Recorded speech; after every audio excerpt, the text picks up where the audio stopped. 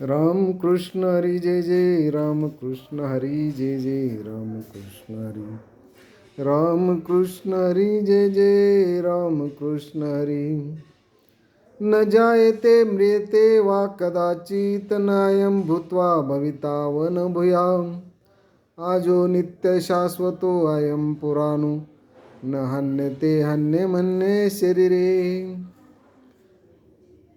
या भगवद्गीतेतील श्लोकामध्ये असं सांगितलेलं आहे की मनुष्याचा आत्मा हा सदैव तिन्ही काळामध्ये असतो. तो भूत भवित आणि वर्तमान अशा तिन्ही काळामध्ये सदैव असणारा आत्मा नित्य शाश्वत आणि पुराण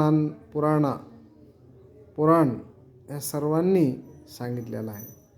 त्या आत्म्याचा कधीही नाश होत नाही. कोणत्याही काळी आत्म्यासाठी जन्मही नाही आणि मृत्यूही नाही आणि त्याचा जन्म झाला होता असेही नाही, होणार आहे असेही नाही. असा हा पवित्र आत्मा प्रत्येकाला असतो, प्रत्येकाचा असतो, प्रत्येक देहात असतो. ही ओळख झाली पाहिजे. आणि ह्या आत्म्याला चांगल्या देहाची संगत मिळण्यासाठी नव्हे, या जन्मामध्ये जे जे कर्म करताल त्या प्रकारचाच देह या आत्म्यास मिळणार आहे. येन येन वापी स्मरण भावून त्यजन्ते कलेवरम.